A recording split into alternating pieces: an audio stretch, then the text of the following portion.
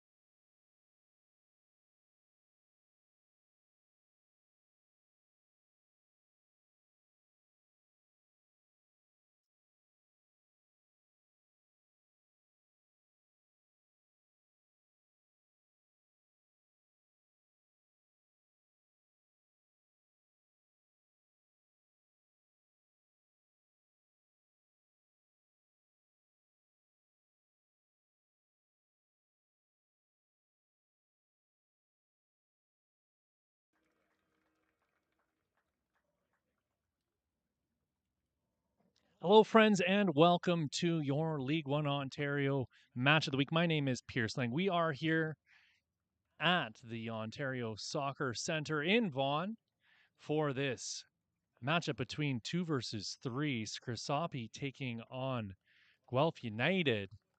This game's been delayed by an hour. We did have thunder about 15 minutes ahead of our regularly scheduled kickoff time. It got delayed. There was controversy over whether or not this game would be played indoors.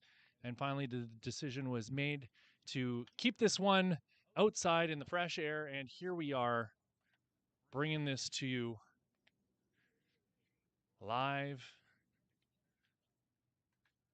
despite the delays. Taking a look at these two teams and how they're going to line up. You've got Scrosoppi, who are going to be in black today, coming out with a 4-3-3. You're going to have Faris Amari, Thomas Skublak, and Taha Elias at the top. Then it's going to be Joshua Paredes, Alex Ziss, and Manny Gill in the midfield. Luka Frankovic as your left back, Barry Kahn and Victor Gallo as the center backs, and Carlo DeFeo on the right side, and Andreas Weikla starting in goal. On the other side of the pitch for Guelph United, who will be wearing their white kits today, you'll have Jared Ajamang and Milan Beater up front in a 3-5-2.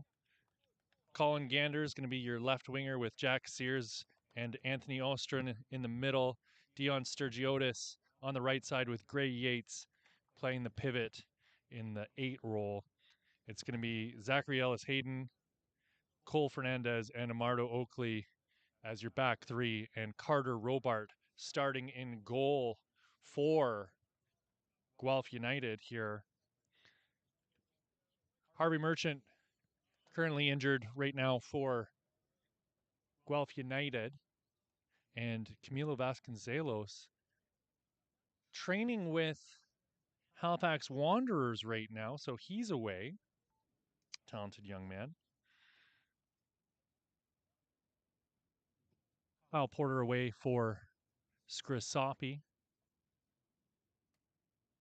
Cody Ellis on the bench injured as well.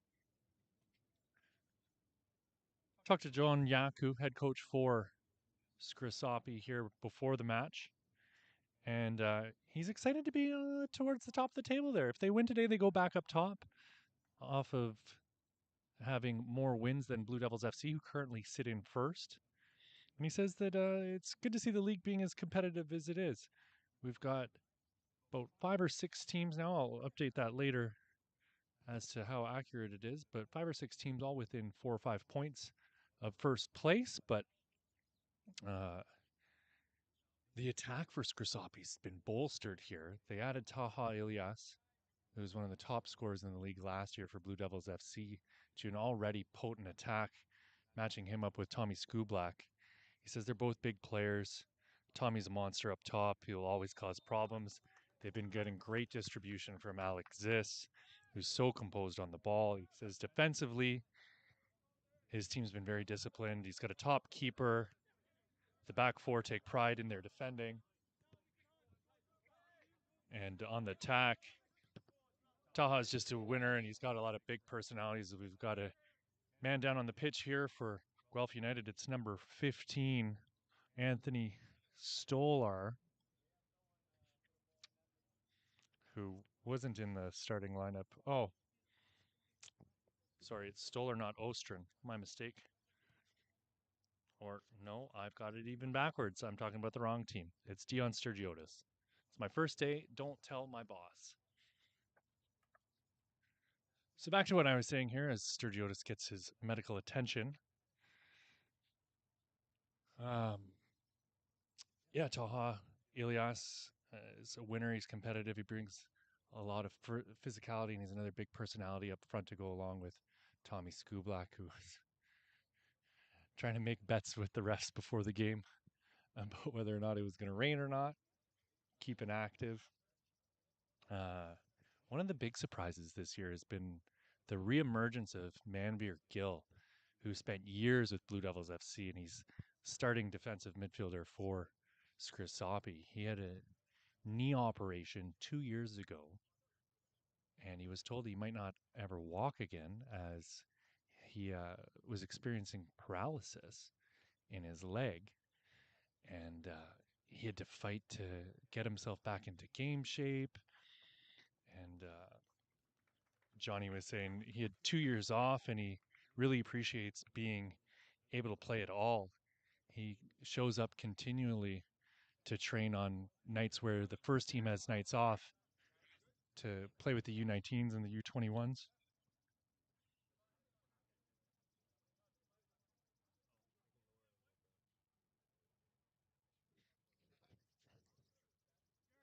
Don was talking about Guelph after that, and he said, anytime you play a former champion, you need to treat them with respect. He said they were a little unlucky with their finish last year as they really started to come together at the end of the season. He was expecting them to line up in a 3-5-2 as they have. He says that they've really got to keep an eye on Colin Gander on the left side. He swings beautiful balls into the box. That right there was Colin Gander swinging a ball into the box. As the words came out of my mouth, this is Taha Ilyas. Milan Beater and Jared Adjumang are going to provide quite a challenge for this Scrosoppi back line tonight, but they're more than up for the challenge. Like I said before, they just are so disciplined and love taking pride in their work.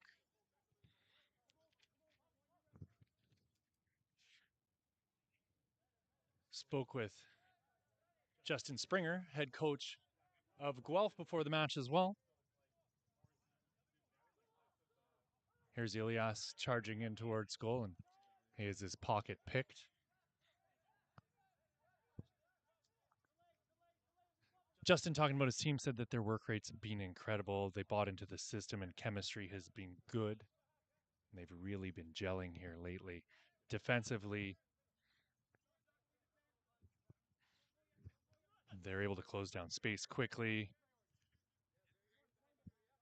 And it's been a great amalgamation of all his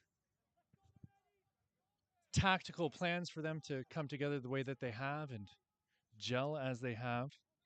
It says his midfielders have been compact and they're first to every ball. They don't let balls bounce, which is a big thing for him. Hajimang cutting in towards the box and he gets tripped up. Got a little insider scouting on Ajimang ahead of this match. Apparently the third best FIFA player in his university dorm room, according to one of his former roommates. First best goal scorer for Guelph United this year. As far as the attack goes, Springer was saying how the guys up front have just been receiving such phenomenal service. And I think that speaks to John Yaku's comments about Colin Gander, who's standing over the ball now, three-man wall in front of him. Thomas Skublak, Joshua Paredes, and looks like Victor Gallo making up the wall. Ball goes off of the wall and bounces back out. Mardo Oakley plays it directly out of bounds. Looks like Sturgiotis is good to come back out onto the pitch here after a slight bit of medical attention. Luka Frankovic brings the ball down. Plays it up the wing for Faris Amari. Alexis gives it back to Amari. Paredes in the middle of the pitch now with the ball. Out wide for Carlo De Feu. Finds Taha Ilias. Ilias tips the ball up into the box. Amardo Oakley heads it clear. Frankovic steps over it and smashes one out of the park. Home run. Clear the bases. Grand slam there for Luka Frankovic. Fortunately, they don't count in this game. And it's a goal kicked for Guelph United.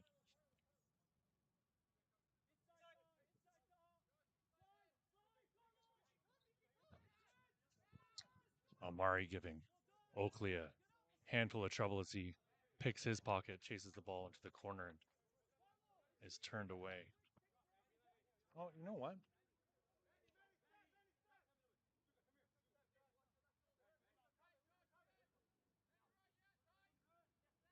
Manbeer Gill coming in and winning the ball.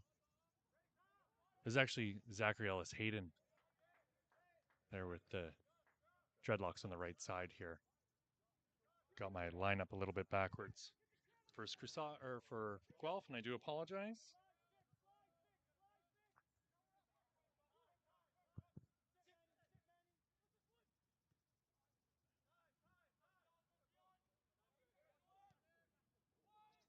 Ball goes in back post. Tommy Skublak gets ahead to it and it goes off the post and out for a goal kick. We saw a few weeks ago when Scrosoppi took on Burlington in our match of the week, Thomas Skublak got a hat trick. And that first, or the second goal he scored, I believe, was off of a glorious headed opportunity that he put into the back of the net. Sturgiotis brings it down. Beater lays it off. Victor Gallo comes charging in, heads it clear.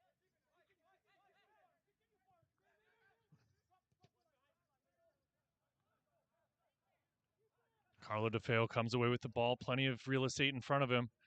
Finds Ilias. Ilias, oh, sliding challenge there from Cole Fernandez. Great work by Fernandez to get the ball off of Ilias. Very dangerous opportunity. You hate to see those two guys charging down on you from Scrosoppi. Ilias and Skublak are such big bodies. Manny Gill sliding in to win the ball off of Ajimang. Amari keeps it in, but just pushes it a little bit too far in front of himself and goes out for Guelph throwing.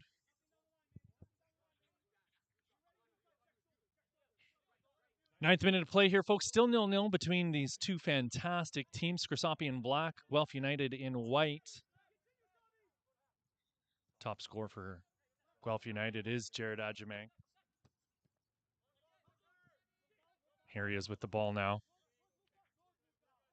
Luka Frankovic takes the ball off of him and gets it to Paradis. Paradis tries to do a fancy little roulette in the middle of the pitch, and it does not come off successfully. But he gets the ball back here from Ilias, who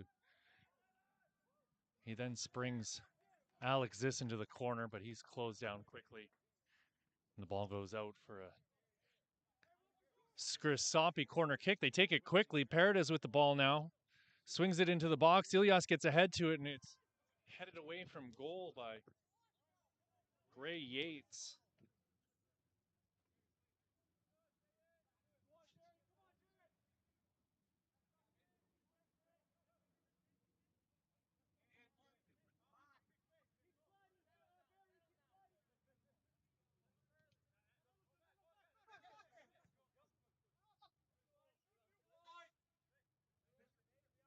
So Milan Beater also has 6, along with Jared Adjamang.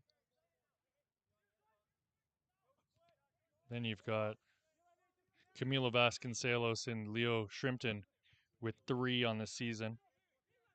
And there's a bunch of guys with 2 and 1, and won't go through all of that. Ferris Amari has found Paradis Proctor. Puts it out wide for DeFeo to run onto. DeFeo's closed down by Gander. DeFeo leaves the ball behind and oversteps it and has to try and win the ball back and pushes it out of bounds for a Guelph throw in deep in their own end here. 11 minutes ticked off the clock, friends. Still 0-0. This game, if you're just tuning in, was delayed for about an hour due to concerns over severe thunderstorms in the area. We got rained on for about 5 minutes, maybe. There was thunder for quite some time in the lead up to that 6 o'clock kickoff time.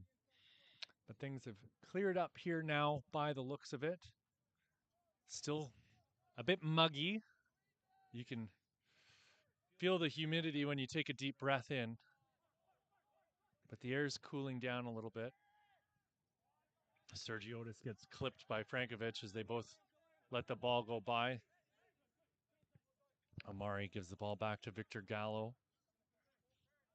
Gallo gives it to Paradis. Both of them big futsal guys. I mentioned this before that Paradis won a Ontario Cup this past fall, or winter rather, that playing futsal. You'll have to forgive me. I can't remember which team he was on. I had the call for that championship game, and it was a tongue twister. It was Nueva Escuela versus Nueve. Oh, I can't recall the name, but they were too close. It was pure punishment for me, having to say both those teams' names that were almost exactly the same, at least in the first couple of syllables. Looking at the table right now here in League One, I mentioned Blue Devils FC currently sit first on 30 points. They got 32 goals for, 8 goals against. Now, as it stands, Scrosoppi are in second on 27 with 27 goals for and 10 against. Ooh, Adjamang with a great opportunity towards goal, and he puts it off the side netting. Plus 17. Guelph, 27 points as well. 26 goals for, 13 against, so they've got a plus 13. Pretty sure, just check my notes here to see if I've still got this written down.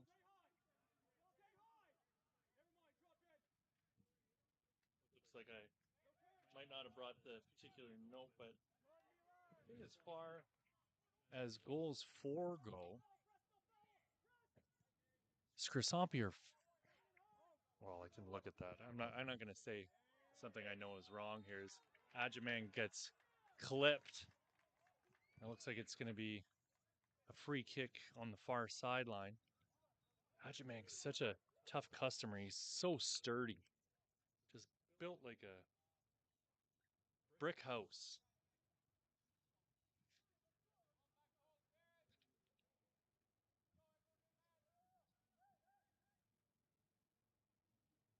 Yeah, so Scrosoppi are fifth in goals for, and Guelph United are seventh. And it's pretty similar for goals against as well. So you love to see that kind of consistency as you get on into the season. Scrosoppi about to head into really their most difficult section of the season, playing against top competition. Guelph a little luckier. They've got, I think, 3 or 4 games against teams in the top 10, but some easier games as well.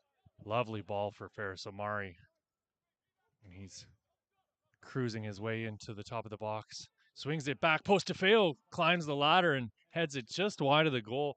That's one of the funny things about Carlo DeFeo is he's not the tallest guy on the pitch by any means, but he's just got springs in his legs. Can climb the ladder and get to balls you wouldn't think he would get to, and he's been that way for so long. I mentioned in that game against Burlington his performance against Frosinone when they came up this way and played against, I think, Vaughan, Woodbridge, Blue Devils, and a couple other teams. And Blue Devils held them to 1-0, I believe. Don't quote me on that, but Carlo DeFeo, everyone was singing his praises after that match. And he had a fantastic career at McMaster University. Just a phenomenal player, someone you really need to keep your eye on. He's going to be charging up that right side all night long here. Slightly misplayed pass there by DeFeo. Just after I was sitting there singing his praises, Marto Oakley's not the kind of guy who's going to let you just sneak a ball past him like he was trying there.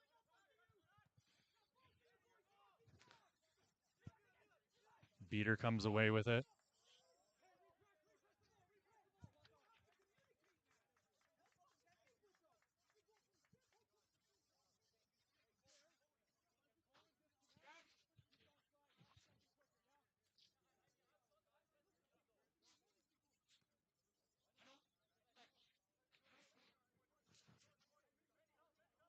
As the new addition, Barry Kahn, who came over after facing Scrosoppi with Burlington.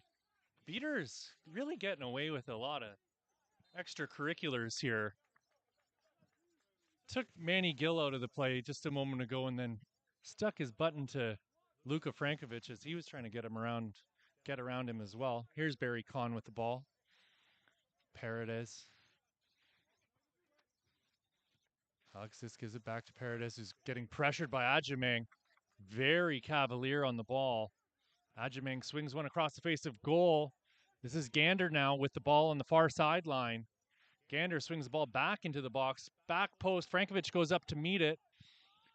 Omari comes away with the ball as Sergiotis was trying to line it up. Skublak battling here with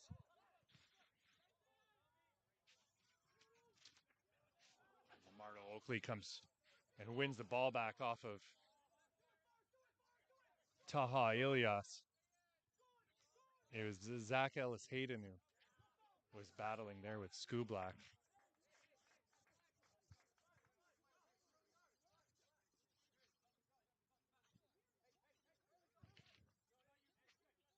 This is Paredes. Paredes has the ability to just spray balls all over the pitch. He found Zis outside of the boot to DeFeo. DeFeo gives it back to Zis. Alex Zis, one of those players, him, Tommy Skublak, and Luke Rankin, who's not here today, featured for this Guelph United side when they won the championship in 2021.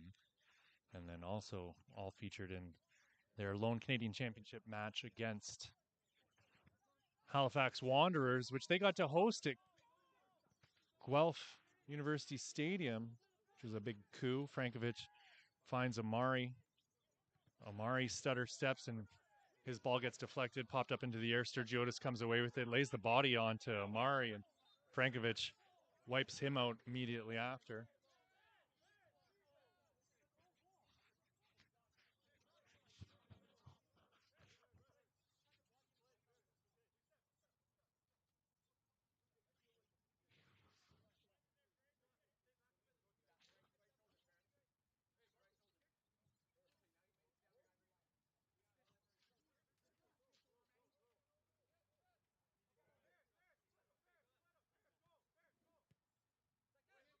Oakley smashes the ball up. Beater's battling with Frankovic. Paradis comes in from behind and knocks over Beater.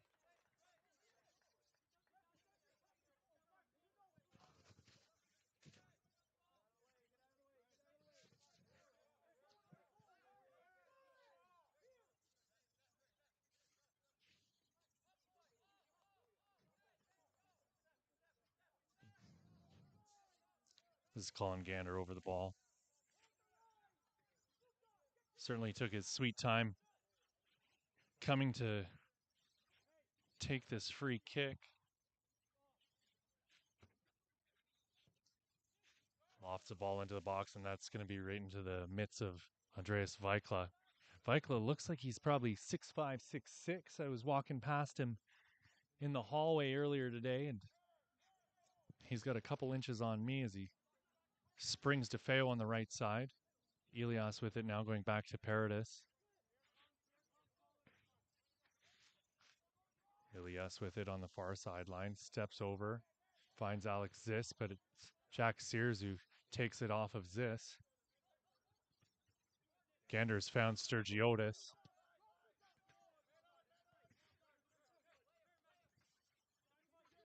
Frankovic with it now.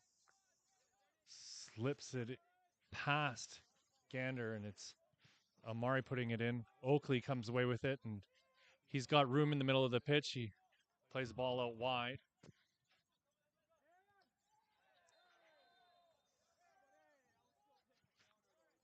Yellow card for Manny Gill.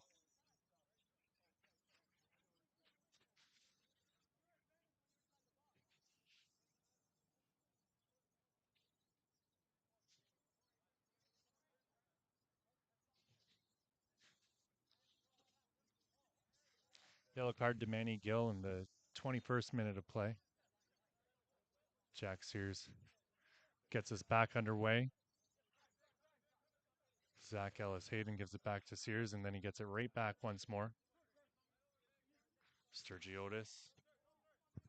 Adjumang lays it off for Sturgiotis, who finds Beater, then gets it right back again. They're looking for Adjumang on the far side of the box, or near side of the box, rather. That charging in was Luka Frankovic, who clears the lines, gets the ball out of bounds, and gives his team a chance to regroup, catch their breath, regain their positions.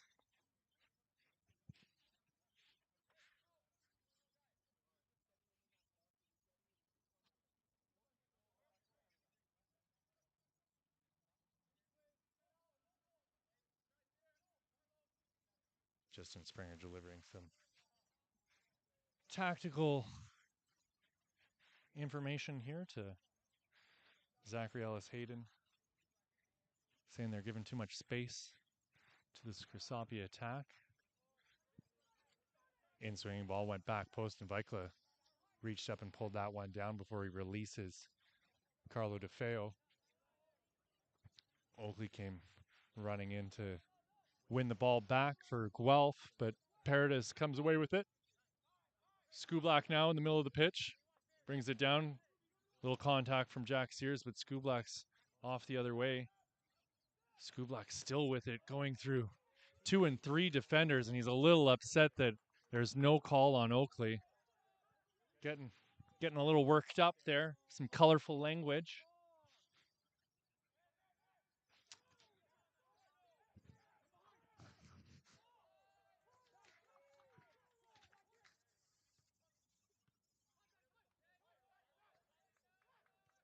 Ellis-Hayden's found Sears in the middle. Sears a quick 1-2 with Ostron.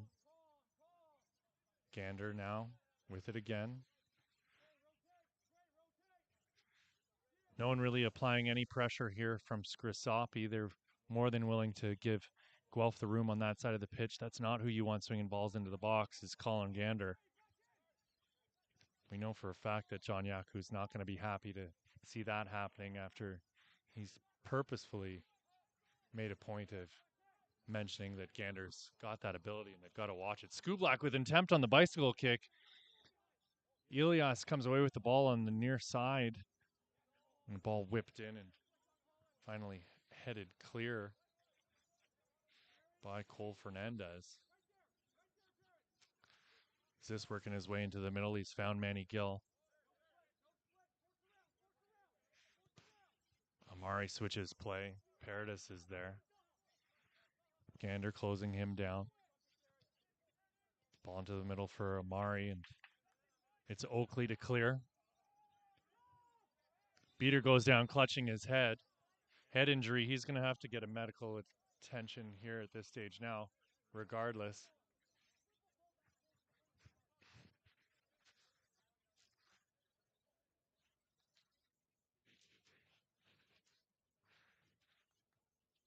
Players coming to the bench to get some water and some instruction from the coaching staff here from Guelph United.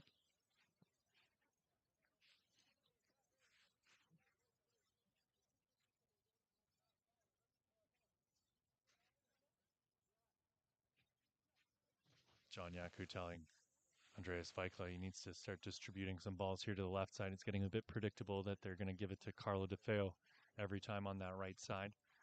Looks like Beater's going to have to come off for a minute here until he gets let back on the pitch by the officials. He's going to have to run through concussion protocol, I imagine.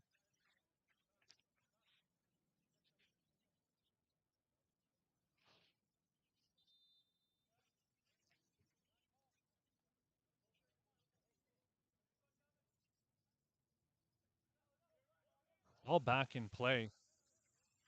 Don't think everyone was quite aware of the fact that the restart was about to occur. This is Luke Frankovic giving it to Manveer Gill. Ball out wide to Ferris Amari. Amari plays the ball in looking for Skublak, but it goes all the way back to Carter Robart.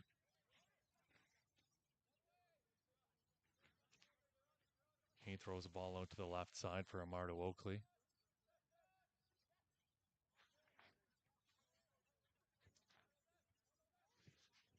Gray Yates. Jack Sears now on the far side. Is it back to Yates? Fernandez being closed down by Manny Gill. Sturgiotis on the near sideline. Gets it right back from Milan Beater, but touch was just a little bit misplaced, and Victor Gallo got the ball back to Andreas Weikla, who ships it up to Elias, but coming charging in was Gray Yates to head that one directly out of bounds. 27th minute of play here, friends. Still 0-0. World Encyclopedia of Football Knowledge, Johnny Stancati predicted a 2-1.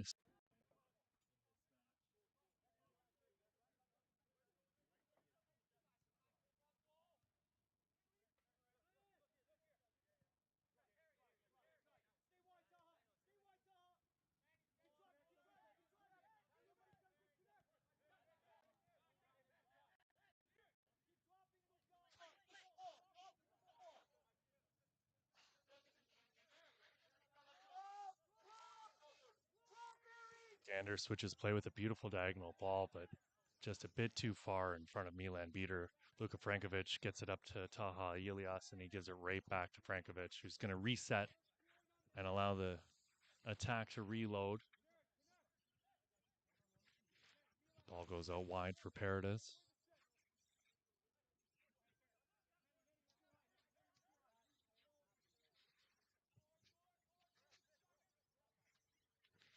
Amari, such a slippery player to get a hold of.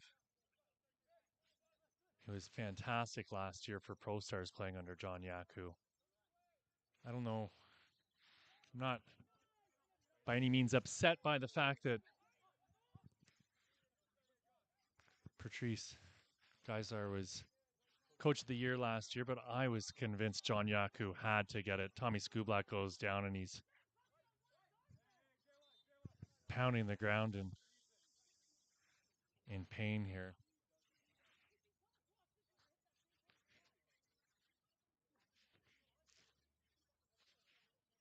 Skublak looks to be in a fair deal of pain. You can see Justin Springer immediately indicating to John Yaku that he needed to send out the physio to come have a look at him.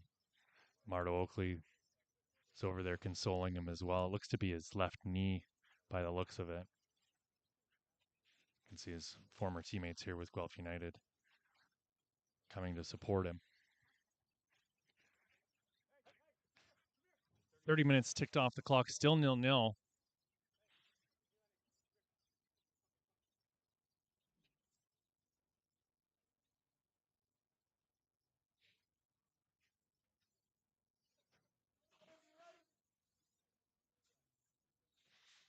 Not what you want to see, period. A player going down, but certainly not if you're Scrosoppi, their leading scorer down on the pitch right now, captain today, even Tommy Skublak. An absolute menace on the pitch. I can't speak to what he's like off the pitch, don't know the guy, but I can tell you when he's between those white lines, he's an absolute handful.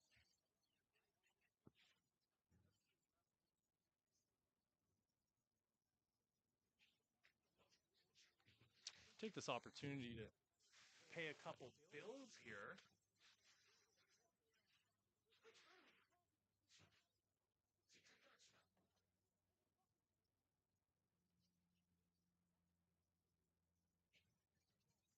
League One Ontario would like to acknowledge the following league partners: CIBC, the lead partner for Canada Soccer, the Canadian Premier League, and League One Ontario; Gatorade, rehydrate, replenish, refuel; Degree, inspiring the confidence to move; and Derby Star, the official match ball of the Canadian Premier League and preferred match ball for League One Ontario; Macron, work hard, play harder; Vibrant Performance, Canada's most trusted brand for automotive race parts and accessories; Sports Engine, bring your team together with Sports Engine HQ; the Canadian Premier League, where Canadian soccer takes flight; Ontario Soccer, encouraging us all to play, inspire, and unite; and last but not least, Canada Soccer. Sign up for the new Canada Red fan membership program to get the inside track on national team tickets, exclusive merchandise, and other promotions.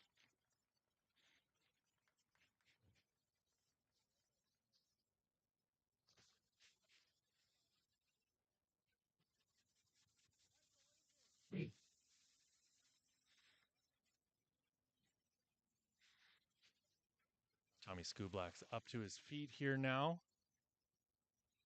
applying a bit of pressure to that left knee.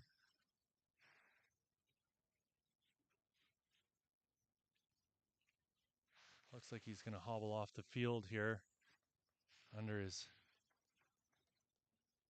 own strength, which is a good sign to start. But he's signaled that he's got to come out here to John Yaku, who's got his players warming up behind the goal. He does not look happy about this whatsoever.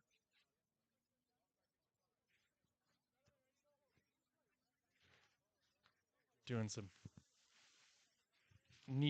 deep knee bends, testing out his knee here. See if he can get himself back into the game.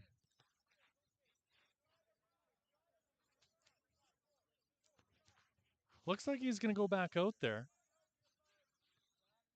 Tough customer. You'd expect nothing less from him.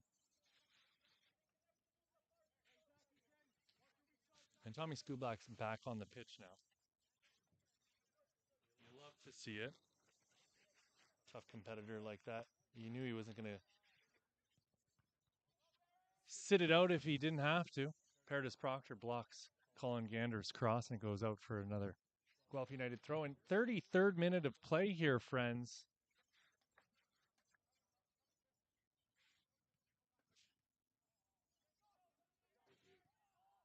Paradis Proctor springing Skublak, who's in a foot race there with Fernandez, almost gets to it down on the touchline, and ball goes out for a corner. Not sure how that's being called a corner. Neither can Justin Springer. Tommy Skublak's the one who played it into towards the touchline.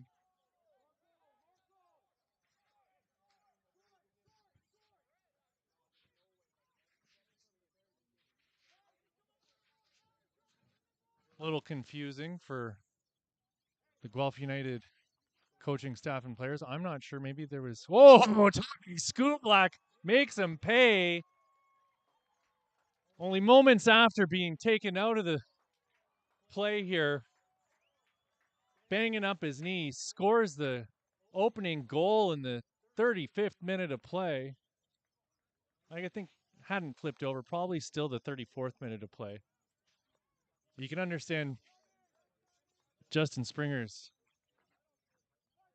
objections to this goal here. His team are in the match, and I think I'm just as confused as he is as to how that was called a corner kick. And it's one guy you don't want to have in front of goal on set pieces is Tommy Skublak, and that's exactly why. I was mentioning before that gorgeous headed goal he scored against Burlington in our match of the week 3 weeks ago. And he does it again. Very impressive.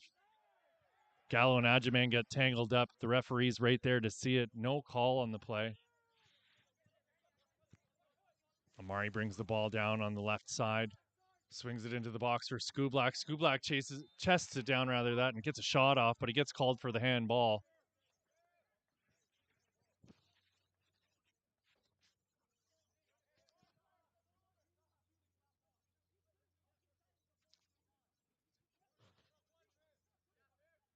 Hayden Ellis gets it from Robart.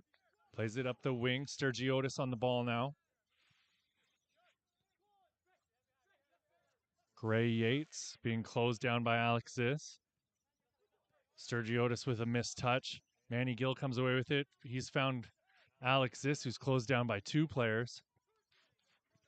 Jack Sears now with it on the near sideline. Pops it up into the air for Adjamang to head down. Milan Beater runs onto it. Plays it out wide for Colin Gander. Gander switches play. And Frankovic steps up and gets to it. Sturgiotis with it on his left boot now. Gander again with the ball. Manny Gill gets a foot stuck in. Frankovic rises up to meet that ball and heads it to keep it away from Jack Sears. Sliding in was Hayden Ellis. Sears putting a ball into the box. Vikla grabs it out of the air and slows things down. John Yaku's on that sideline telling him to calm down.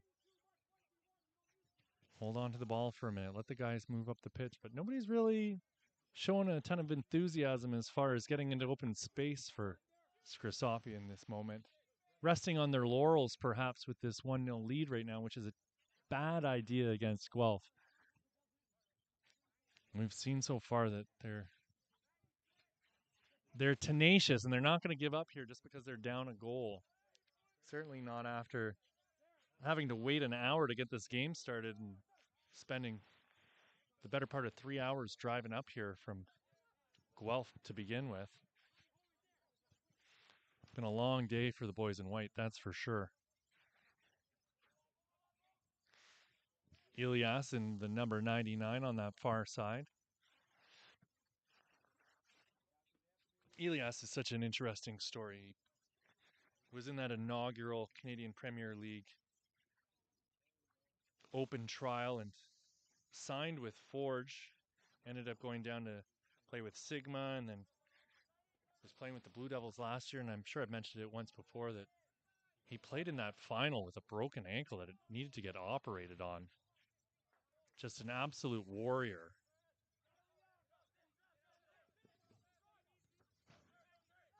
Beater and Frankovic battling.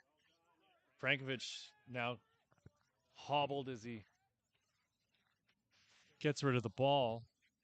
Still limping a bit after that battle with Beater, and they're going to be going at it all day today. 39 minutes played here, friends. Marto Oakley to Gander on that far side. Ostrin playing it back to Gray Yates, and it's worked all the way around here for Hayden Ellis. Or Ellis Hayden, rather that, sorry.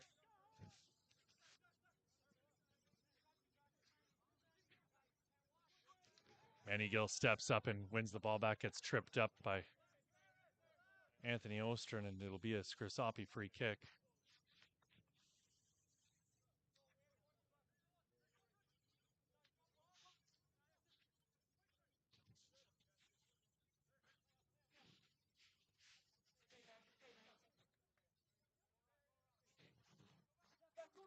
Barry Kahn goes all the way back to Andreas Vikla after Jared Adjumang puts a bunch of pressure on him. Milan Beater is going to close down Vikla. Paredes with a slight mistouch, but he's able to maintain possession, but he's being harried here by Jack Sears. Frankovic came in and won the ball back for Scrosoppi, and Scrosoppi have numbers. Manny Gill's trying to switch play. Fernandez goes up to head the ball. Sturgiotis does a fabulous job shielding the ball, and Amari bounces off of him. Sturgiotis switches play, and Amari comes in a little bit late. Sturgiotis takes exception to it. Amari's going to get a yellow.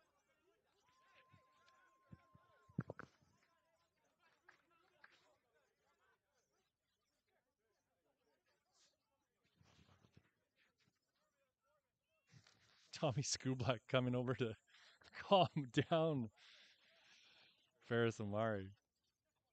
Amari didn't think he deserved to get a card there. He was late. I don't think it was intentional. There was no malice in that challenge. It was just Sturgiotis beat him to it. I could be wrong, though. Maybe Amari's just being a jerk, but I doubt it. Gander puts a ball in, and Vikla dives onto it before Milan Beater can get a foot to it.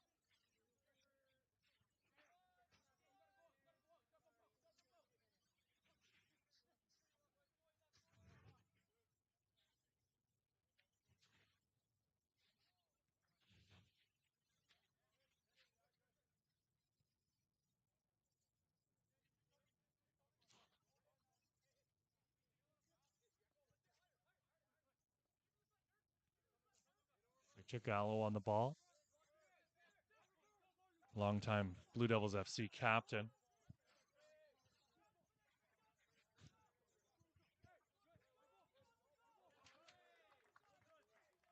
Fabulous work there by Gray Yates.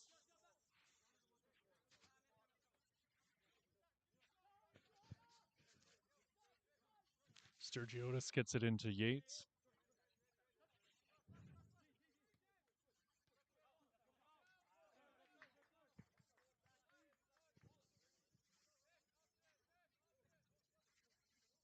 Amari looks like he took a couple cleats to the top of the boot here a moment ago.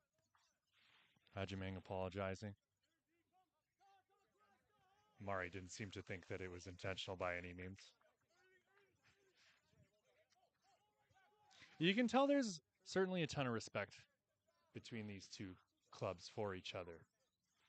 Certainly with the fact that there is the connection of Skublak and Zis, who were Guelph United players in the past. Sturgiotis is just such a handful here today. Amari's bounced off him for a second time in the last 5 minutes.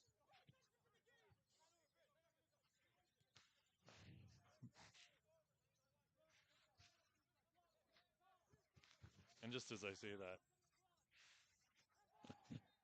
there's an argument between Marko Meletic from the bench and Ferris Amari. Amari being told by John Yaku to get back and get his head in the game. Frankovic on the ball now. The former University of Waterloo captain gives it back to Victor Gallo. He's found Joshua Paredes.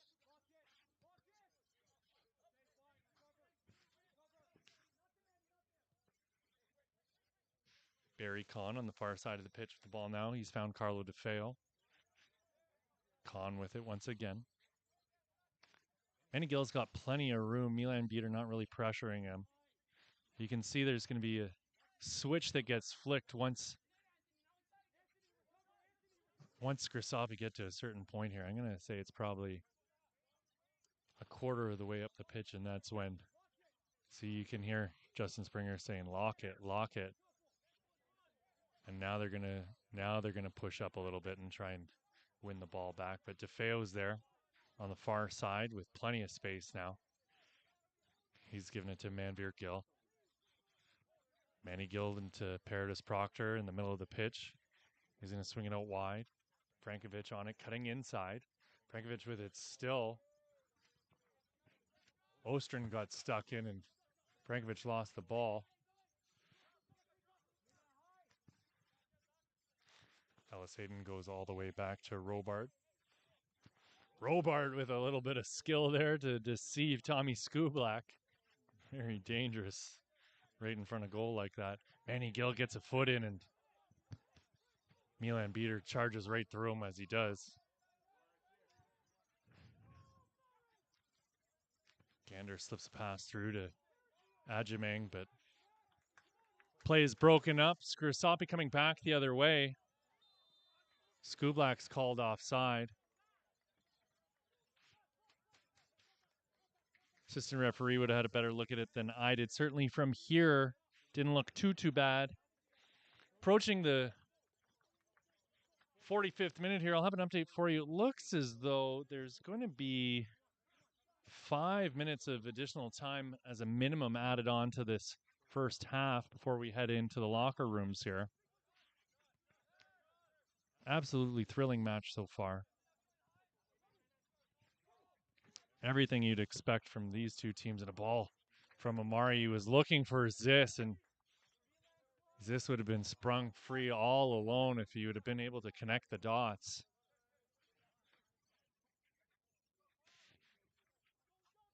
Oakley gets a ball from Yates, gives it to Jack Sears, and Jack Sears has a little bit of space as he's closed down by Alex Zis. Sergiotis, who's having a hell of a game today, puts the ball into the box. Barry Kahn gets onto it, but they were looking for Adjumang. DeFeo being closed down by Gander. He gets around him. Ilias goes all the way back to Paredes, who's got a bit of space. Adjumang closing him down on the periphery. Gallo with plenty of space now. You can see Scrosoppi taking their time, working the ball out of the back, trying to stretch out this press from Guelph, and it's worked for Guelph as they've won the ball back here with the throw-in Scrosoppi's end. Sears on it now. Yates with the shot in towards goal and just wide of Andreas Weikla's goal.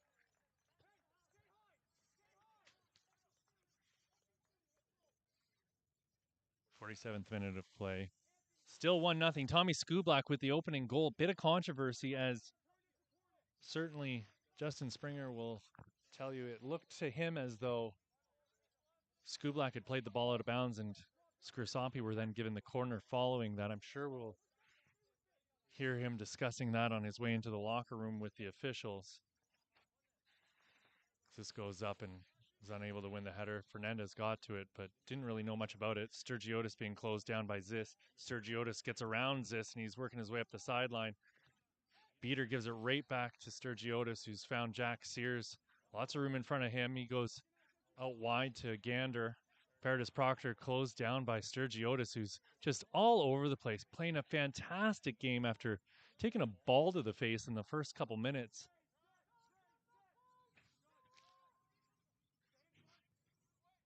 Lovely ball into the box. Adjumang goes up to meet it, heads it over the goal. Zachary Ellis Hayden doing a fabulous job pushing up the right side here. 48th minute of play here at the Ontario Soccer Centre. My name's Pierce Lang. It's been an absolutely wonderful game to bring you guys here today. Got MSA providing the video coverage. My man Emmanuel working the camera here. Human Football Encyclopedia, Johnny Stancotti helping out with production as well. We'll get to your scores from around the league when we come back for the second half. Some very interesting score lines and some very exciting games still to come here this weekend. This is Sturgiotis. Milan Beater charging in, but it was played out of bounds by Victor Gallo.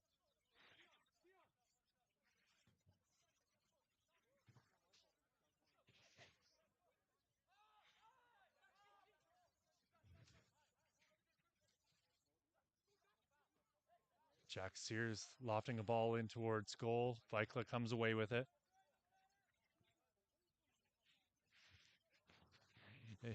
I don't know if you guys can hear, but Justin Springer's just to my left here is lamenting that They need to just keep it away from Vikla.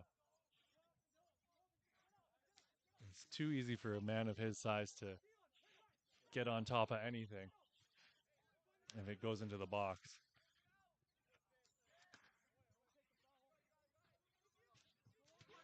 Milan beater goes to ground.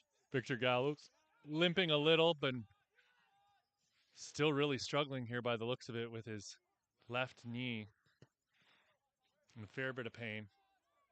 Skublak, who was down on the pitch with knee troubles himself about 20 minutes ago, has got the ball out to Taha Ilyas. Alex Zisco's down on a challenge from Gray Yates. This is Colin Gander.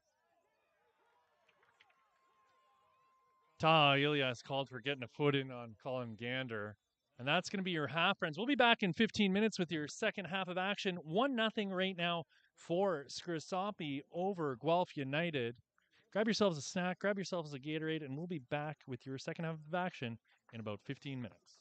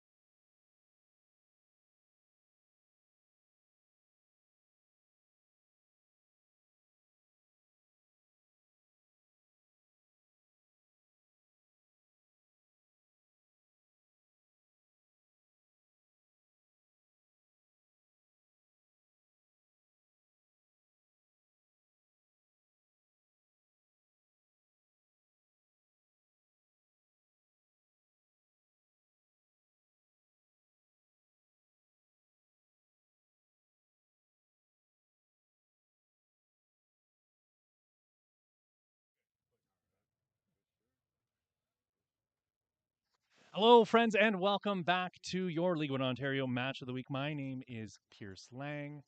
This is your matchup between second-ranked Scrosoppi FC and third-ranked Guelph United. Fabulous first half of action has just been played. Scrosoppi went up a goal after Tommy Skublak headed a ball in past Carter Robart. Only moments before that, a bit of controversy is it looked like the corner kick he scored on could have possibly been a goal kick, but the officials would have had a better look at it than we did from here. So we'll accept the call and move on. This is Amardo Oakley. Alexis picks it off, and unfortunately for him, he played it directly into the path of Gray Yates. This is Colin Gander, and Colin Gander's missed touch goes out of bounds for a throw-in.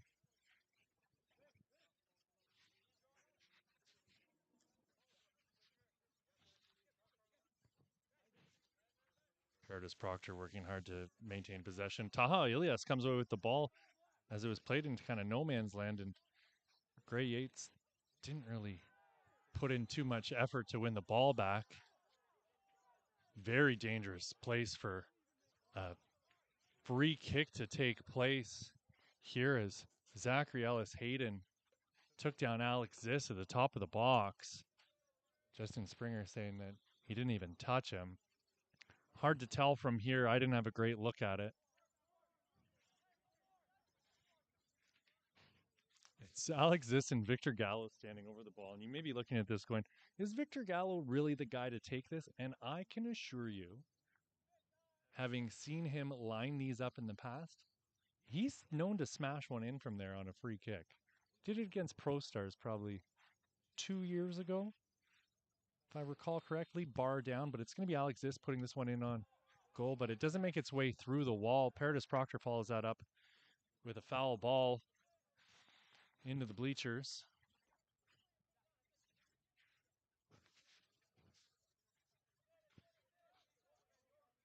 Mardo Oakley gets us back underway. Plays the ball into the middle, and it's Victor Gallo charging up to win the ball back for Scrosoppi. Manny Gill turning and laying it off for Carlo DeFeo, who's found Barry Kahn on the back line. He gives it right back to DeFeo, who's being closed down by Colin Gander. Barry Kahn's now got all the pressure on him, and we'll see what Scrosoppi can do to get the ball out of trouble here. Taha Ilias with a fabulous touch to bring that ball down as it was hit as high as Vikla could possibly hit it by the looks of it. Ajamang chasing Victor Gallo into the corner. Scrosoppi have done a fabulous job of getting themselves out of trouble here. But it's Ellis Hayden who comes away with the ball for Guelph, and you can see they've stepped up the pressure on the press here to start out the second half. Mardo Oakley's found Gander on the left side. Gander's ball is blocked by Manny Gill, but he gets it right back again, swings one into the box, and Vikla dives onto it. Springer lamenting again to keep the ball away from Vikla. Paradis Proctor being called by Taha Elias, who's running up the right side, but it goes to the left side for Ferris Amari. Amari working one-on-one with Zachary Hayden Ellis, or Ellis Hayden rather, that, and Amari goes down a little bit too softly, and it'll be a goal kick.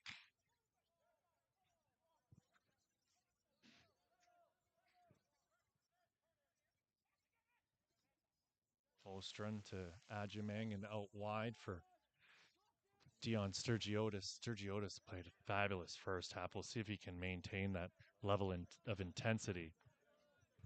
I was talking to the World Encyclopedia of Football Knowledge here at halftime, Johnny Stancati, and he was saying that it looks like Guelph kind of lost their enthusiasm that they showed up with before the rain delay. And I'd have to agree with him.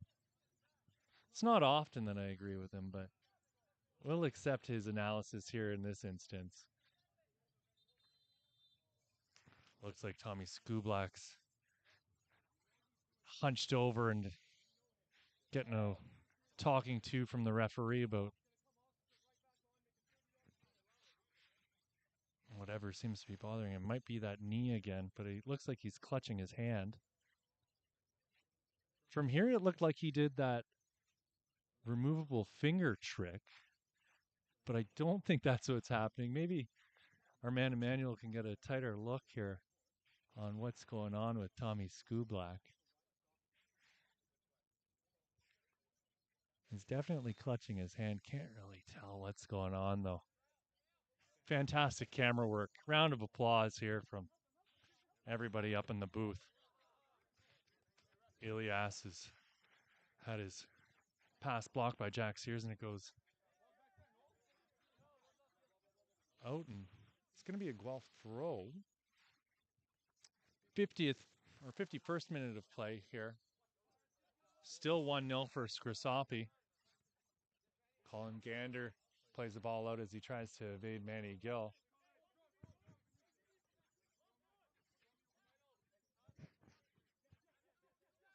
Skublak still holding his hand in pain. Barry Kahn goes down off of a challenge by Milan Beater.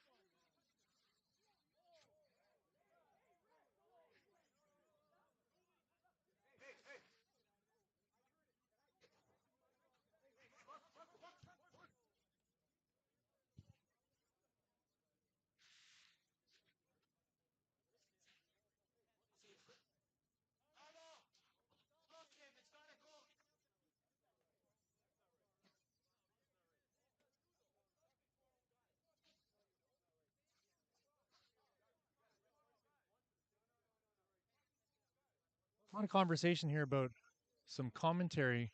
Something was said by someone down on the pitch right now. I'm not 100% sure what's happening. Because the officials didn't hear it, they can't act on it. While there's obviously concerns, and Justin Springer's talking to the fourth official about it, doesn't look like anything is going to come of it.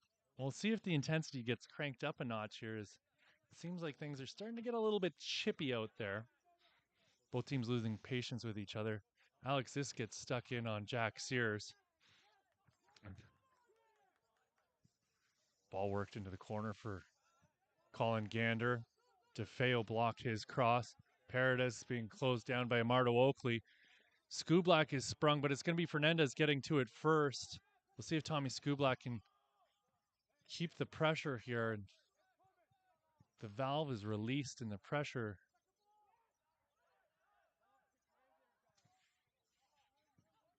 drops off ever so slightly.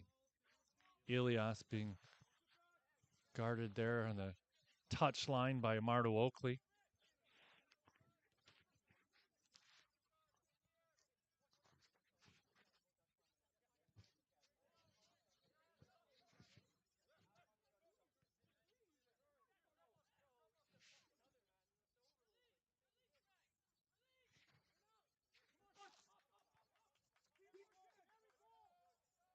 Victor Gallo with the ball on the far side. Omari absolutely smashed by Sturgiotis. He's going to get a yellow card.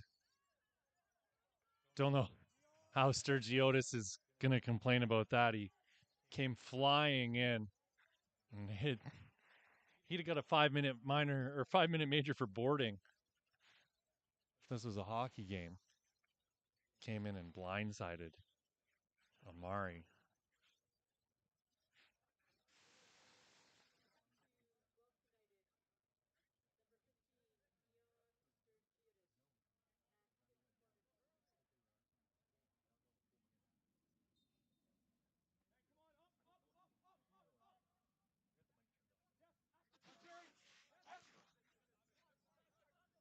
Carlo DeFeo with it now, charging up the pitch. He's found Alexis, who plays the ball out for Taha Ilias, but just a little bit too far for the deadly striker.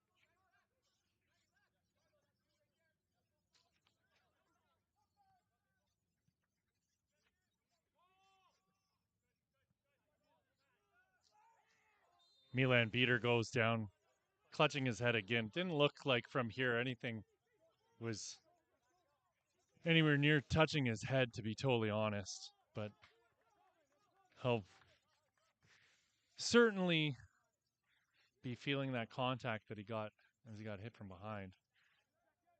Gallo wins the header and gets it right back again from Luka Frankovic. Gray Yates. Ostrin lost the ball to Manny Gill. Manny Gill with lots of room in front of him plays it out into space for Tommy Skublak to run onto. Thomas Skublak with a bunch of step overs, pushing down towards the touchline, and it goes off of Oakley's head, and it's Ellis Hayden who comes away with the ball and is able to clear. It only goes as far as Frankovic. Amari's got the ball to Manny Gill now. Gill closed down by Jack Sears, and someone's got to tell him that he's got a man coming behind. Ball played out onto the wing for Gander. Ilias comes and wins the ball back. Someone's lost his shin pad here. Looks like it's probably Ilias.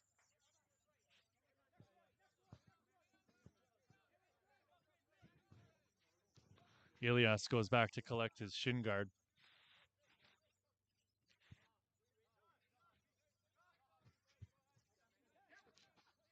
Gander gets the ball back in, but DeFeo stepped up to win it for Scrosoppi. Skublak now with Fernandez all over him. Cole Fernandez doing a good job containing Skublak here as of late. Ellis Hayden rather, that fabulous bit of footwork there to evade the press. Jack Sears switches play. He's got Sturgiotis who brings it down with a lovely touch. Sturgiotis now working his way up that far side. Left-footed ball into the box. Adjumang brings it down, shoots, fires, and it goes off of DeFeo. What a glorious opportunity there for the danger man, Jared Adjumang. And this is Tommy Skublak in a foot race with Cole Fernandez. Fernandez comes sliding in and puts that ball out, giving Guelph another opportunity to catch their breath and reorganize. Still 1-0 here for Scrosoppi in the 57th minute of play.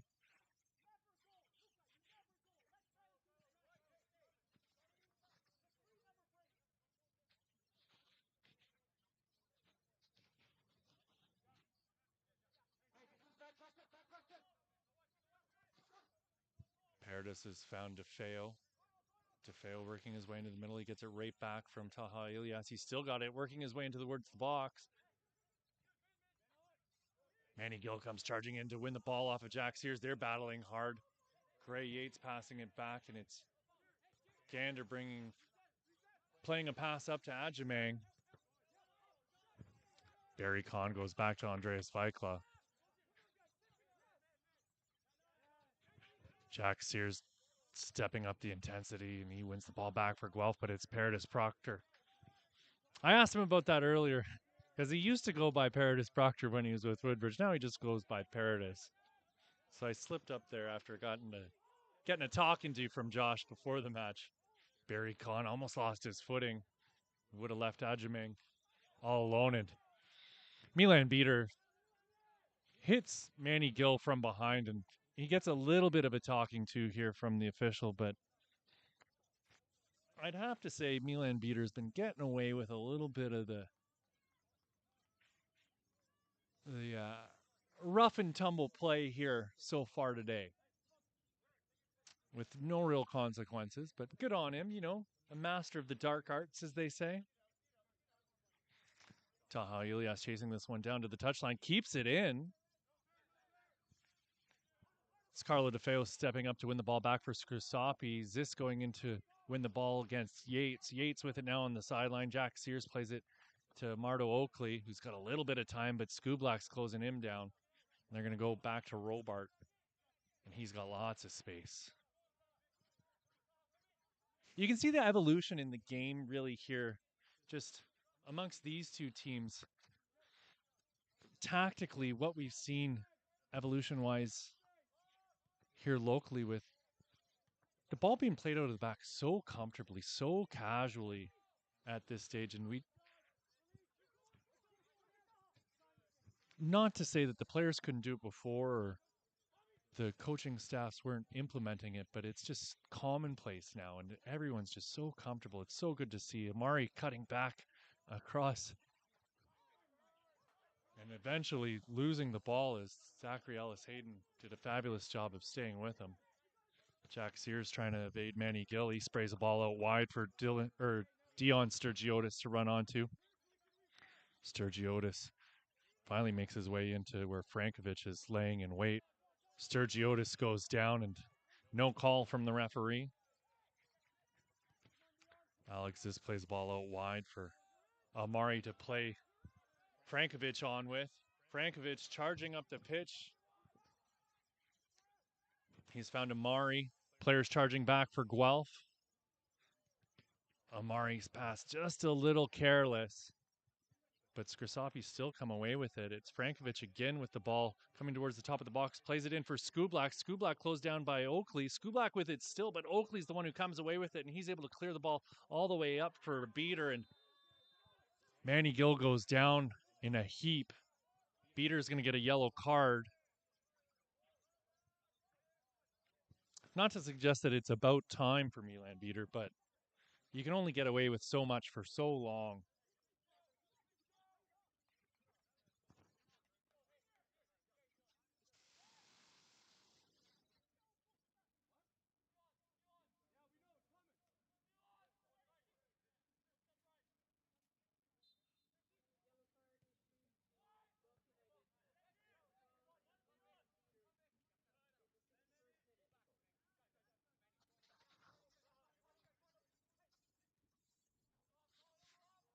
Elias gets the ball to Zisk. Carlo DeFeo with the overlap. He's going to put a ball into the middle. He was looking for Skublak, but it's Fernandez heading it away.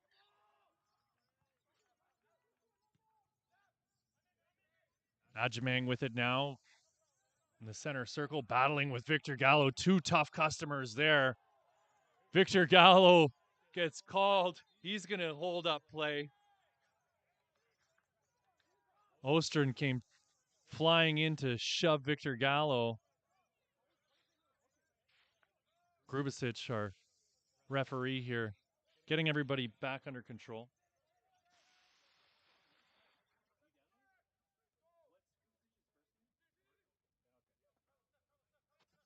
This is Jack Sears on the ball now. One-on-one with his former teammate Alex Ziss. Milan Beater with the ball.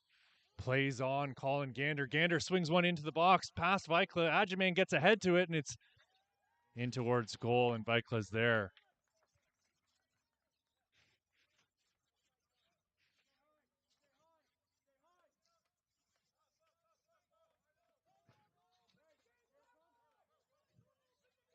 Vikla using up his whole 6 seconds here.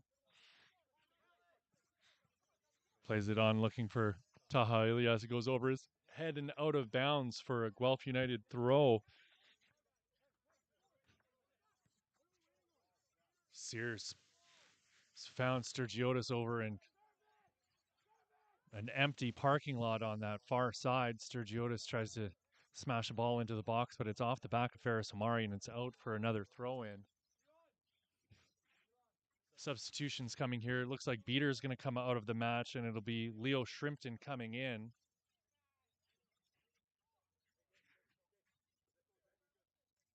It's also going to be Damien Thuong coming into the match for Dion Sturgiotis.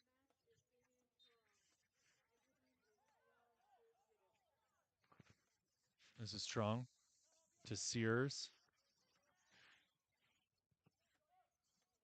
Hayden Ellis. Or Ellis Hayden. Why do I keep saying Hayden Ellis when I mean to say Ellis Hayden? This is Oakley. Manny Gill gets a foot in and breaks up the attack. Gill with it still. He's found Ilias, who's deep in his own end. Alex Ziss now looking for Skublak. He's got him. Skublak brings it down. He's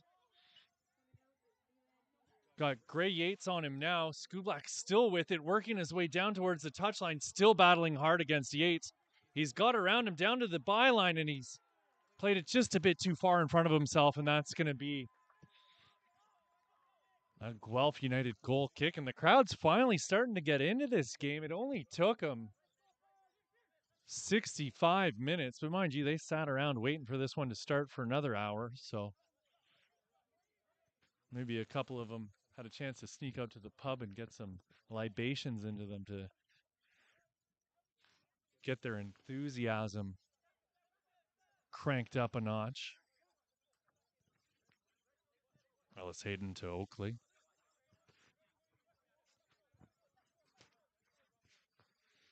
Gander.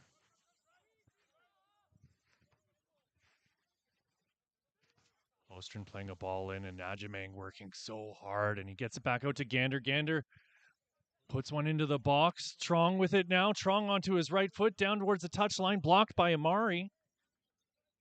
Jack Sears lofting one into the box. Ilias got to it first, but it's Gander with it now. Ostrom being closed down by Gill, and it's Yates who comes up with the ball after all. Ostrom now in the middle of the pitch, turning. He's found Ellis Hayden. Ellis Hayden now playing a ball into the corner. Trong's on it. Trong putting a ball into the box, but it's going to find its way to Andreas Weikla, who's going to slow things right back down again. Weikla slow to his feet, taking his time here. His club's got the lead. No need to rush anything. Throws ball out here for Taha Ilias. Oakley's on him, but it's Ilias getting around Oakley, and they're really battling hard as Ilias works his way down to the touchline. Sliding in was Oakley. Great job by Oakley to break up the play.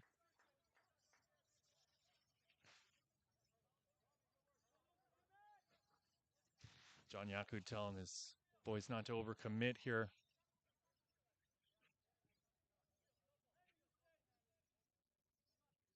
Luka Frankovic pushing up the pitch. Dangerous player to have in the box to try and win some headers, but my money's on Tommy Skublak as the intended target if they're going to be putting a ball into the box. We've already seen him score one header.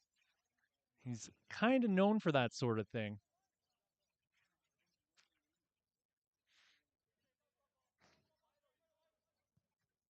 Alexis puts the ball into the box, and it was Skublak who was there, but didn't get good contact on it. Barry Kahn plays it for Paradis Proctor. Paradis again. The ball deep for Amari. Zis brings it down. Former Guelph University standout. Ooh. Looked like Cole Fernandez got an arm to that ball in his box. No call, however, from Marko Grubasic.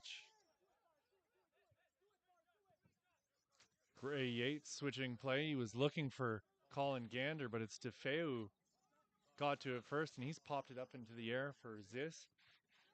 Amari gets around Ostron, but it's Zis with the ball now, slowing things down. Shrimpton. Victor Gallo expressing his displeasure with having to run after that ball.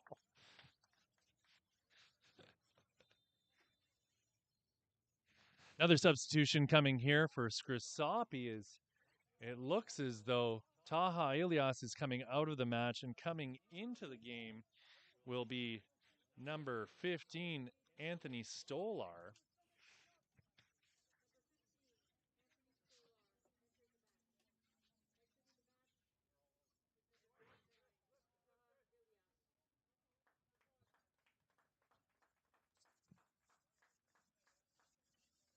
I'd say it's a shame that we didn't get to see Taha Ilias in full flight here tonight, but really it's a testament to the quality of this Guelph back line to be able to really do a pretty reasonable job of keeping Thomas Skublak and Taha Ilias under control here for the better part of 70 minutes.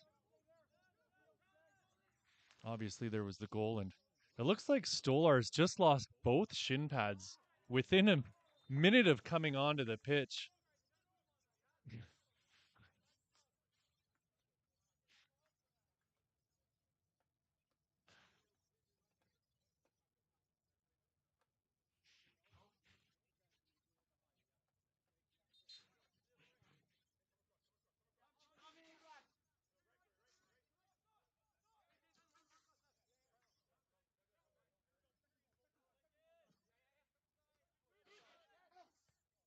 Shrimpton played a ball into the middle, and it's Manny Gill who is able to get to it first for Scrosoppi. Frankovic playing a ball up for Ziss. He's battling hard with Ellis Hayden.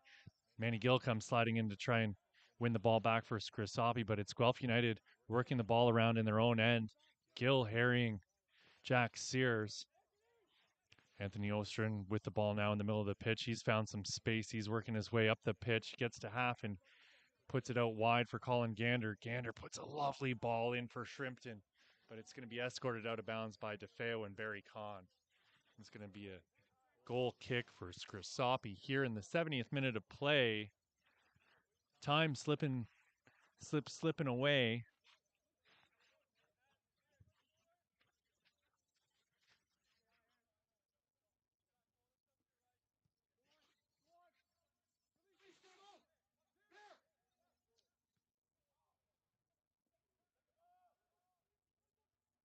Strong battling with Amari on the far side of the pitch.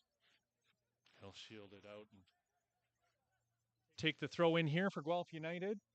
Tommy Skublak scored the lone goal in this match. Controversial goal, as there's shouts from Guelph United that it should have been a goal kick rather than the corner that led to the goal. This is Mardo Oakley. Gray Yates with Manny Gill on him like white on rice.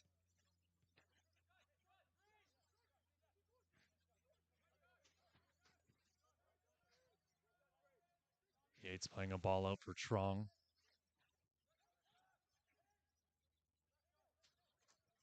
Damian Trong plays it into the corner. Jared Adjamang, again, third best FIFA player in his dorm when he was in university. Unable to get anything done. Damian Trong.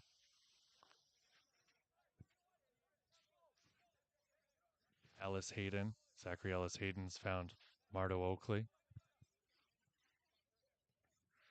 Barry Kahn steps up, wins the ball for Scrosoppi. He's got Shrimpton closing him down. Skublak called offside.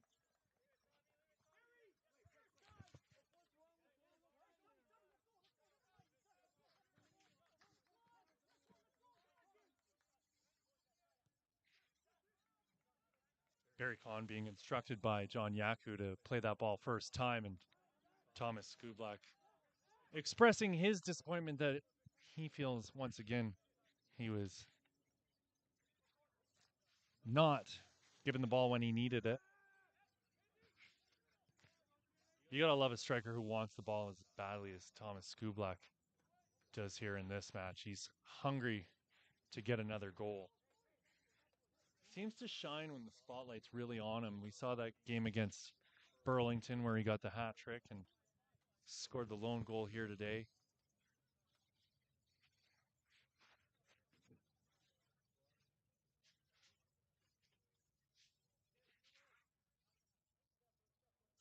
Looks like Wesley Kane's going to be coming into the match here momentarily for Guelph United.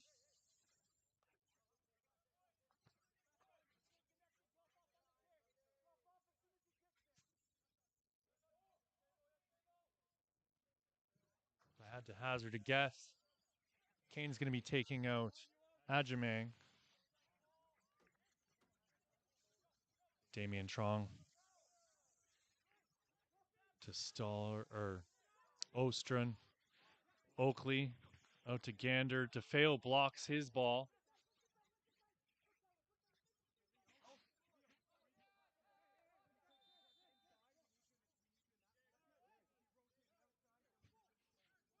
And it is, in fact, Adjamang coming out of the match here in the 74th minute of play with Wesley Kane taking over that striker role in his place. See if he can get anything done. Adjamang played well. Didn't quite get the service he probably wanted today, but it's been a hard-fought match so far this evening.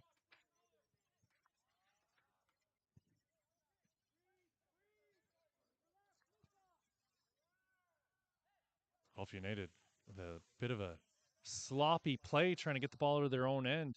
Turned it over immediately for a throw-in for Scrosoppi. Scrosoppi now in possession here. About 16 minutes left in this match, just under that. As the ball goes back to Barry Kahn. Obviously, there's going to be some time added on here once the full 90 is complete.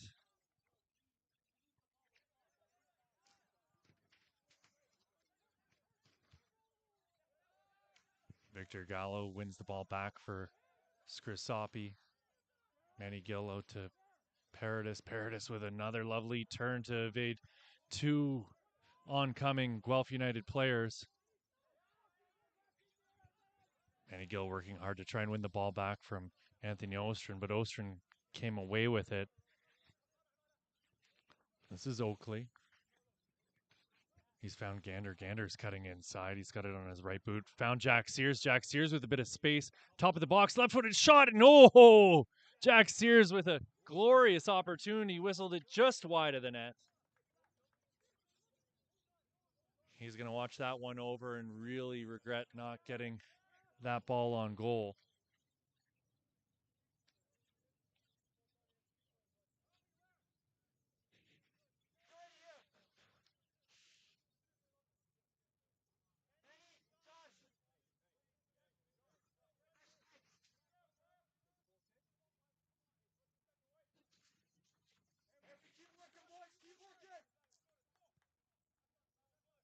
Andreas Weichler, the former FC Edmonton goalkeeper, launching a ball up over half for Tommy Skublak to nod on to Ferris Omari. Omari so dangerous on that wing. Swings one into the box and there! Oh, goodness. Sliding in was Alex Ziss, and he almost got onto that ball. Another fantastic opportunity goes by the wayside for Scrosoppi. And it looks like Ziss is down on the pitch in need of the physio, perhaps. And you can see, again, the former Guelph United players getting a ton of love here from their former team anytime they go to ground. Looks like Fernandez was helping him stretch out his hamstring there. Oakley's giving him some kind words of encouragement as well by the looks of it.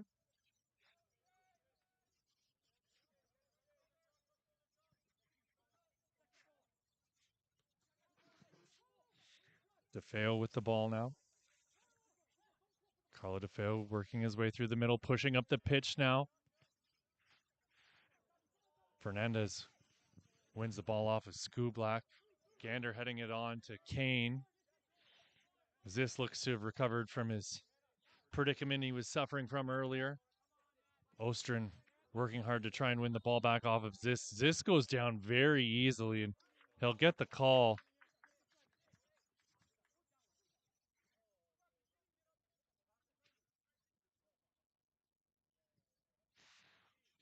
Ziss is going to need medical attention. It looks as though that earlier knock that he took as he stretched to try and put that cross in about 2.5 minutes ago seems to be bothering him still.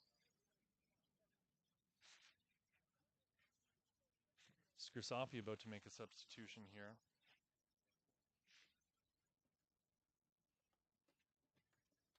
Looks like it'll be Nicholas Blaskovich coming into the match.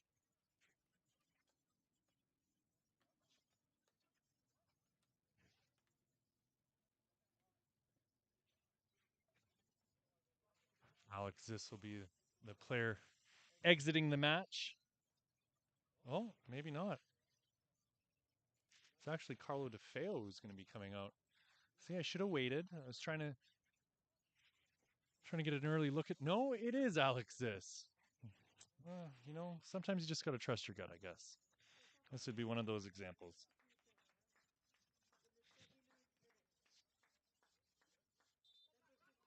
See if Blaskovich can make a difference here. A little bit more of a direct style of play from Nicholas Blaskovich. Carlo DeFeo is going to walk away from this ball and leave it for Paradis. Joshua Paradis lofts one in towards Tommy Skublak, but going up for it is Robart, and he's going to come down with the ball and put it back into play immediately for Amardo Oakley, who's waving Colin Gander up the pitch because he's got plenty of room in front of him. He's looking for Shrimpton, but it's Barry Kahn who gets to it first, heading it up for Blaskovich. Blaskovich rises to meet it. Gander playing a ball in towards the corner. It's Barry Kahn sliding in to keep Wesley Kane away from the ball and put it out for a throw-in. 80th minute of play. Osterin. Gray Yates to Jack Sears. Manny Gill again winning the ball for Scrosoppi, and they're back the other way.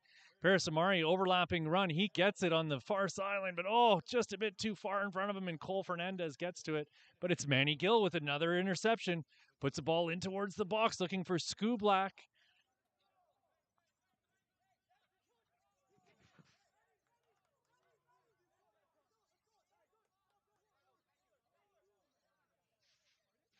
It was Stolar chasing it down. Springer appealing that Stolar is the one who came away with the touch to put the ball out of bounds. Venting his frustrations here to my left.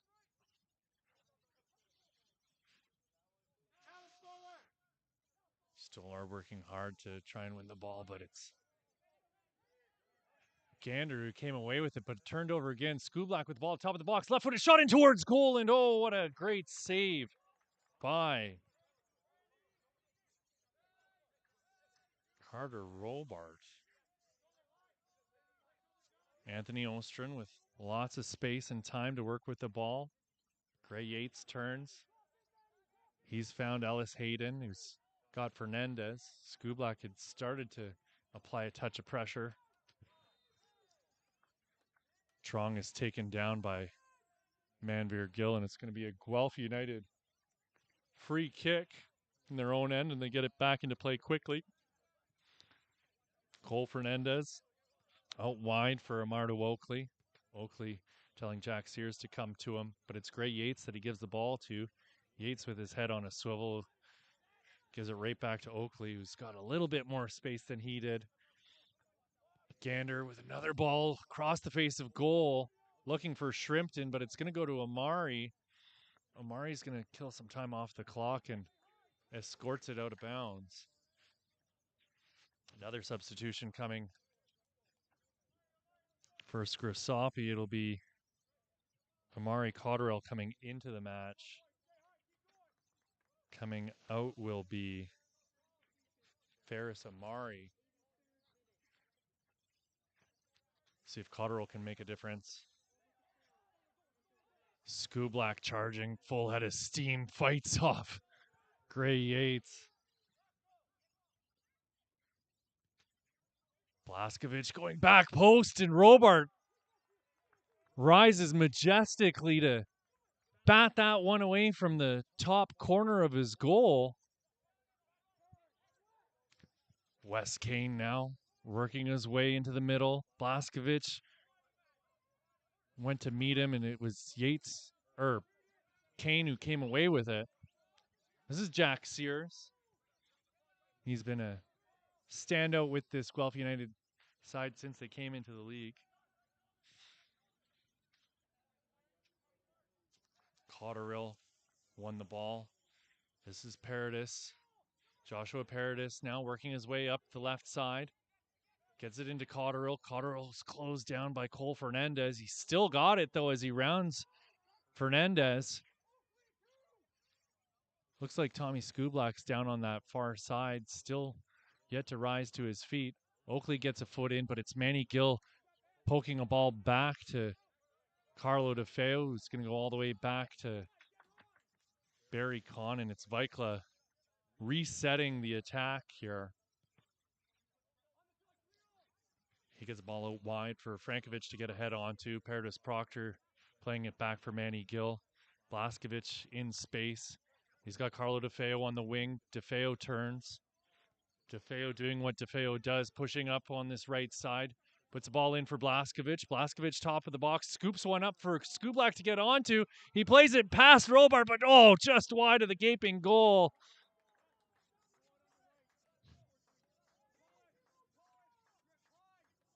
Very creative pass there from Nicholas Blaskovic, and there's going to be another substitution as Marcus Chandler is going to come, or Marcus Chandler rather, not Chandler, sorry. He'll forgive me. He was telling me before the match that he had to get more stitches in his head recently. He had just an awful head injury against Guelph United in 2021 when he was playing for the Blue Devils. Had to leave the match. Ended up missing several games because of it. A top-rated player for McMaster University was Marcus Chandler, and he's going to come in for Thomas Skublak. It's an interesting substitution. Chandler, a defensive player generally, from my experience, and it looks like he's going to be playing a bit of a defensive midfield role here,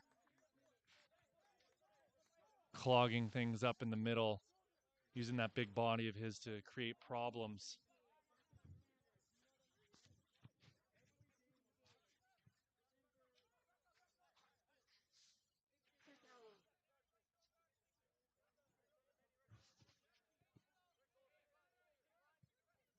Mardo Oakley on the ball now, trying to get anyone to come and give him someone to give the ball to.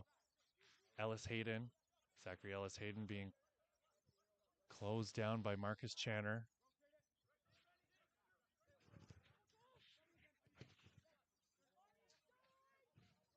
This is Colin Gander. He puts another ball into the box looking for Shrimpton. Blaskovic flipping one over to Oakley. Not his intended target, I'm sure. Jack Sears plays it out wide for Damien Trong. Trong loses the ball to Blaskovic. Blaskovic nailed by Jack Sears, and the substitution's going to come in. It's going to be Anthony Ostrin coming out of the match. Coming in will be Cedric McNay.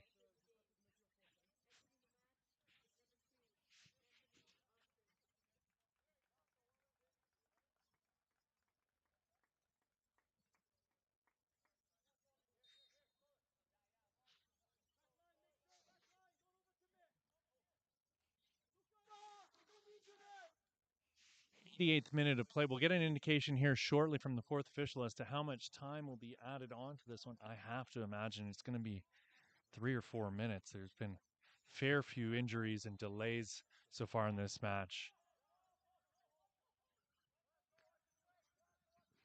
Blaskovic getting shoved off the ball by Ellis Hayden there. The ball was played in to Blaskovic's feet as he was walking away. He didn't look to know much about what was going on there. Hard to blame him for holding up play there. Ball into the box. DeFeo's going to shield that one out of bounds and make for a Andreas Weikla goal kick here in the 88th minute. Still 1-0. Thomas Skublak with the lone goal so far. He's come out of the game in recent moments for Marcus Chandler.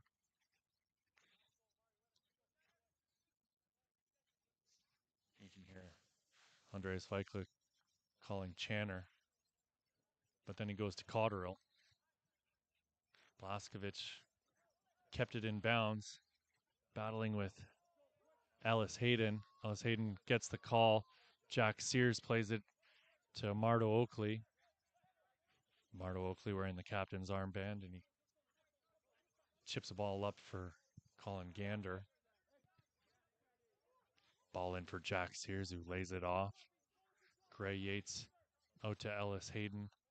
Oh, ball in onto the boot of Jack Sears, and he whistles another ball just wide of the goal.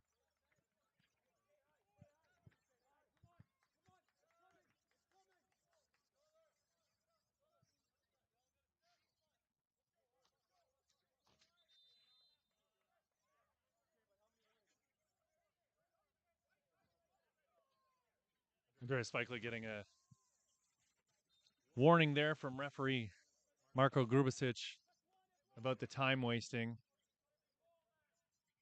Not sure what Weikla's argument is there. It's been pretty obvious he's been killing as much time off the clock as he could.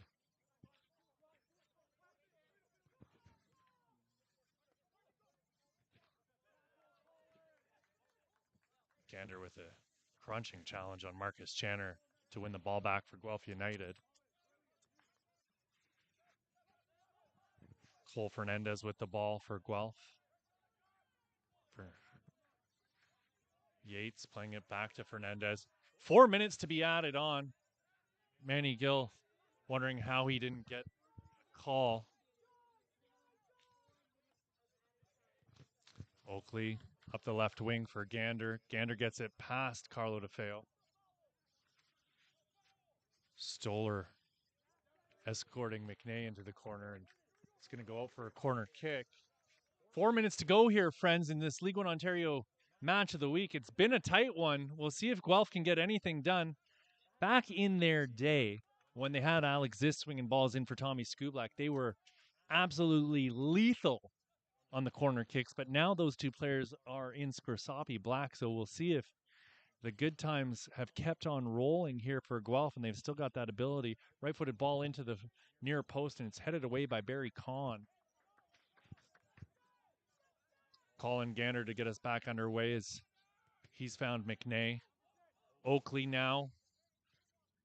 Oakley with a lovely ball out wide for Jack Sears. Jack Sears plays one across the face of goal, and diving in for it was Cole Fernandez. And pressure mounting here for Scrosoppi as Guelph continue to attack here in these final minutes as the sand slips through the hourglass. Another right-footed ball coming into the box, going back post, met by Frankovic, and it's out for another corner.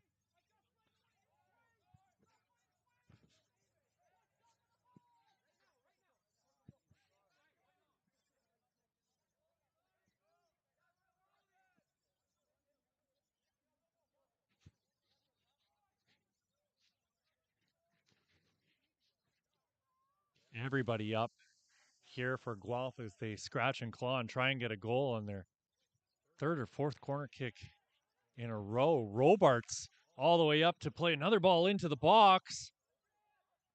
Vikla coming out to meet it, and it's cleared by Victor Gallo. You can hear the crowd really getting into it all of a sudden as Guelph are just really laying it on thick here. The last gasps of air in this match. 93 of the 95 minimum minutes played here. Ball bouncing around in a dangerous position, and it's finally Blaskovic who got a touch to it. Jack Sears has it now for Guelph, and he plays another ball out wide. Barry Kahn pressuring the man on the ball. Ball goes off the back of Carlo DeFeo's head. Oakley with it again in the box. Oakley into the middle, and oh, just over the goal. Gray Yates with a fabulous opportunity.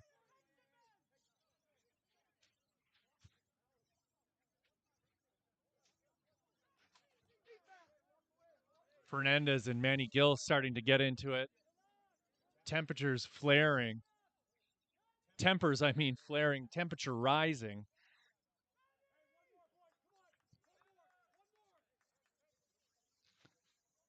Vikla again taking his sweet time here. Ball goes up, and Paredes won the header. Fernandez wins a header in kind, and it's DeFeo laying it off for Stoller. Anthony Stoller loses a shin pad again. Goes down clutching his ankle, probably because his shin pads aren't tied down, taped on, or whatever you got to do when you're wearing those Jack Grealish short socks. Stoller with it again. Whips the ball in. And that's it, folks. That's all Game over, 1-0. Scrosoppi, the winners. Just want to say thanks for tuning in and watching this one with us. My name's Pierce Lang. It's been an absolute pleasure calling this one for you. Women's League One game of the week will be taking place tomorrow. Hopefully it'll be as exciting as this one was. Tommy Skublak with the only goal today. And it was an absolute beauty on the corner kick to make it 1-0. So Scrosoppi will move into first place here with Blue Devils FC in third.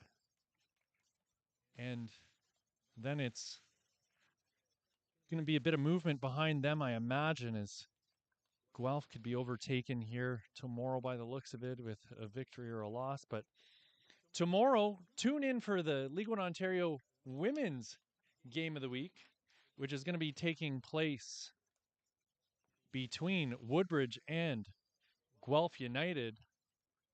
Colin Crawford's going to have the call for you on that one. Should be an absolute doozy. Thanks again for tuning in. My name's Pierce Lang. Emmanuel from MSA, along with Johnny Stancotti, have been providing the video services today, and we'll thank them for their hard work. And we'll see you tomorrow. Happy Canada Day, folks.